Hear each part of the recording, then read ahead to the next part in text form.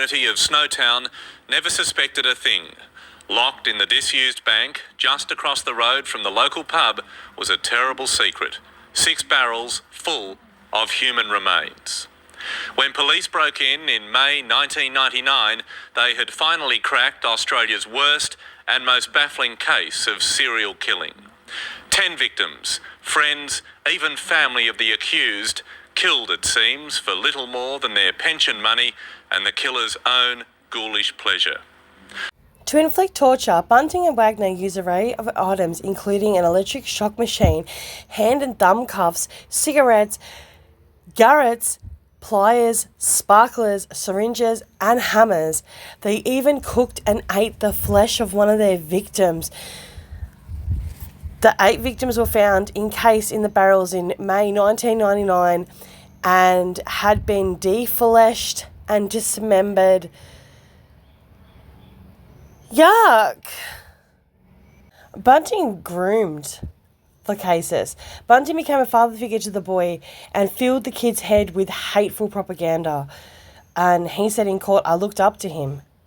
He said he had a spider wall. You could tell the hatred he had for gay people, pedophiles, the way he talked about them, a lot of anger and a lot of hatred. 25, Bunting and Vaclasis were vandalising the homes of people they thought that were rock spiders and dirties, so they called them. This was a frequent thing that those two did. About a year later, Bunting admitted to him that he'd killed a man, Ray Davies, who he believed was a pedophile.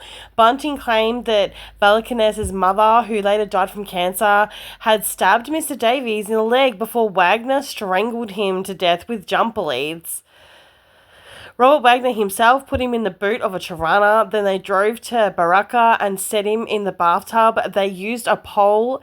He hit Ray Davies around the groin area. Bunting said that his balls enlarged in double in size. These articles are from the Herald Sun. This is just ridiculous, the amount that, According to the Herald Sun, Mr. Davies was last seen alive on December 26, 1995. He lived in a caravan in the Selby North backyard. The occupier of the property was Suzanne Allen, a woman said to have been infatuated by Bunting. Mr. Davies' body was buried in the backyard of Bunting's home in Waterloo Corner Road. 11 months later, Susan Allen disappeared and ended up buried in the same spot. As per warning, this is a very graphic post from the Herald Sun. According to the Herald Sun, Mr. Gardner disappeared in September 1997, presumably after being tortured and strangled.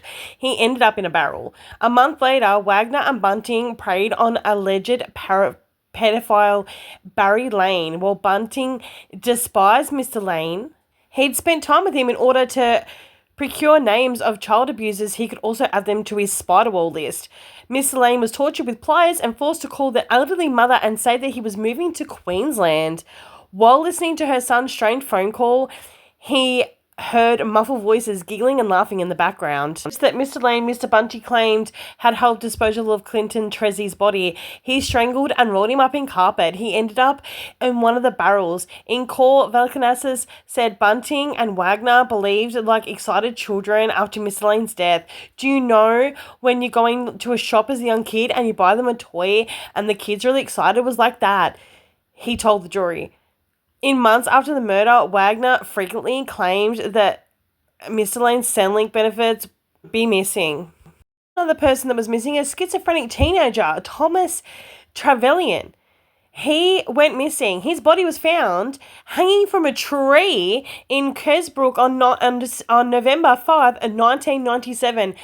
A crate was found near his feet. It was a murder disguised as suicide. Bunting told Vanessa Terry Lynn was killed because he was starting to F up.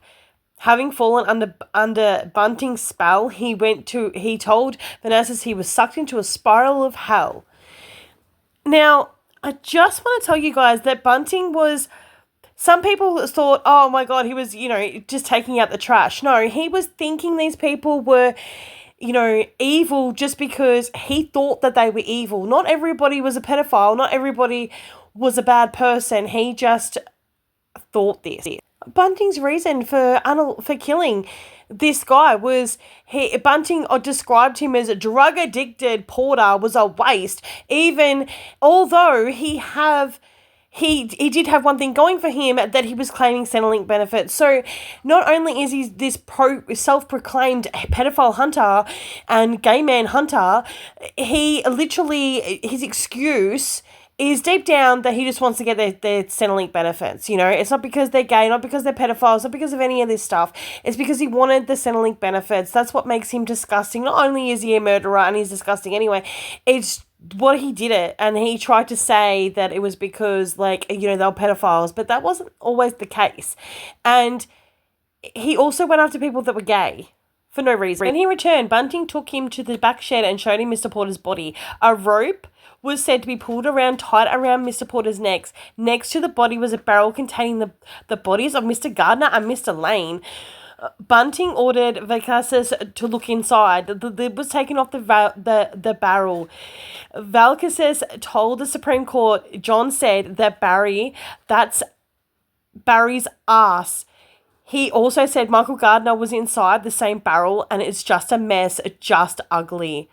Just imagine looking into that barrel and seeing what he saw. Words cannot express. Oh my goodness.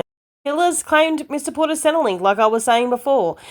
In August 1998, he was concurred to killing his half-brother Troy Eude, a bloke who had been violent towards him in the past. John Bunting always disliked Troy, even before he had told him what he had done.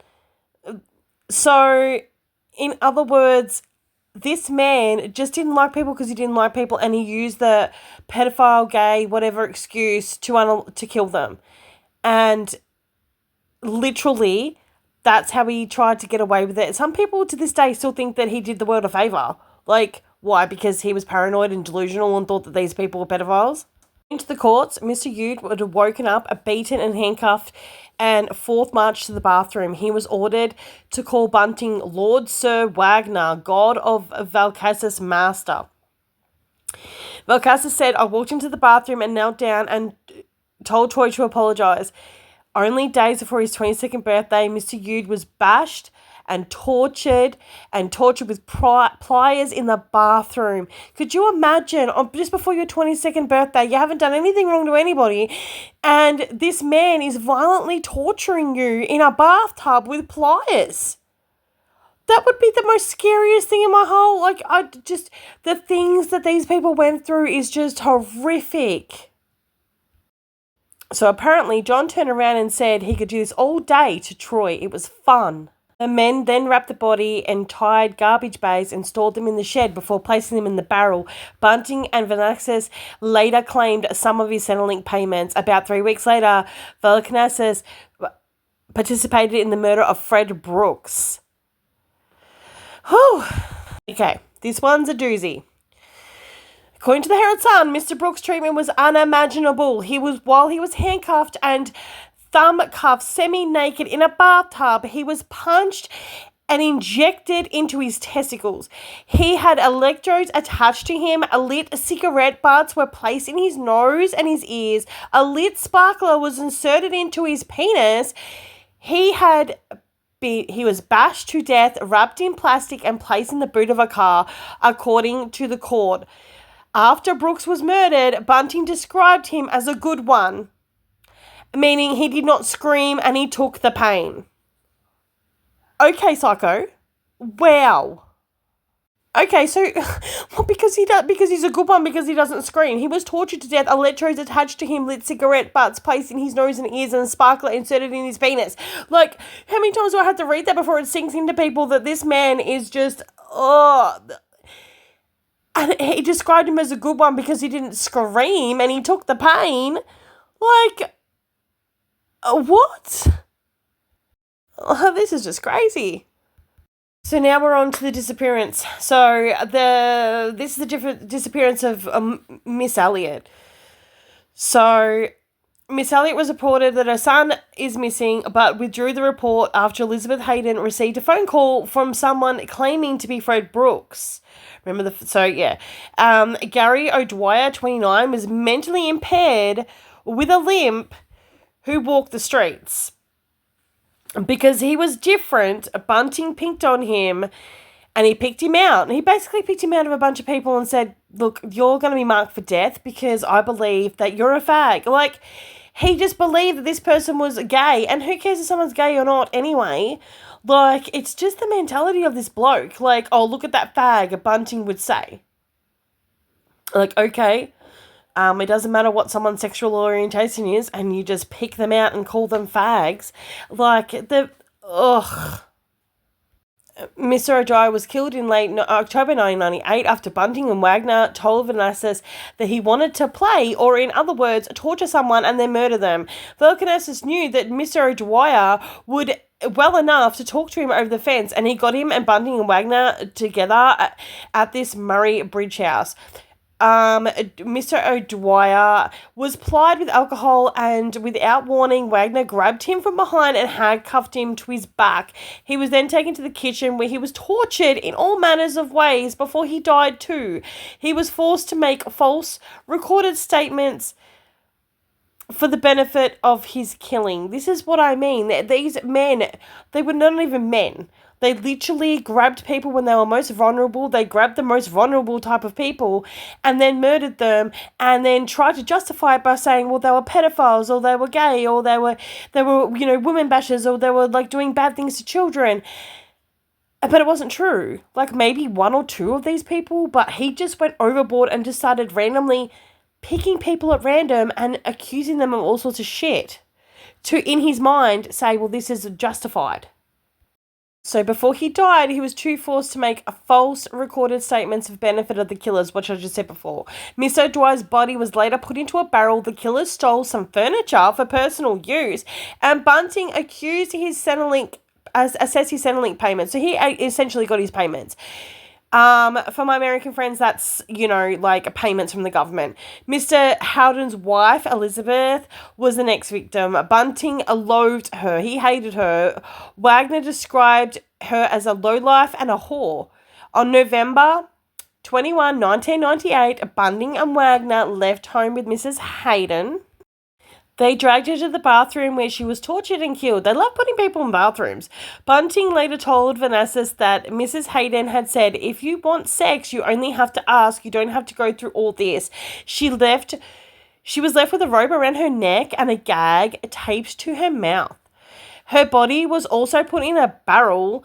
Bunting and Hayden told Mrs. Elliott that her sister ran off with another guy and wasn't coming back. 4 days later, she disappeared. Mrs. Hazen was reported missing on October 26, 1998. I mean, like, could you just imagine, like, your loved ones, you're getting this message, and it's like, she's run off with another guy, she's not coming back, blah, blah, blah, and you believe this. And really, she's in a barrel somewhere in the back of a Australian bank, upside down in a barrel, disintegrating. Like, it's just, oh my God. This time the police were asking questions. Detectives began an active investigation on this shit. In early 1999, Bunting had a concerned conviction. He also told that the shit hit the fan, and then he had to move the barrels at the...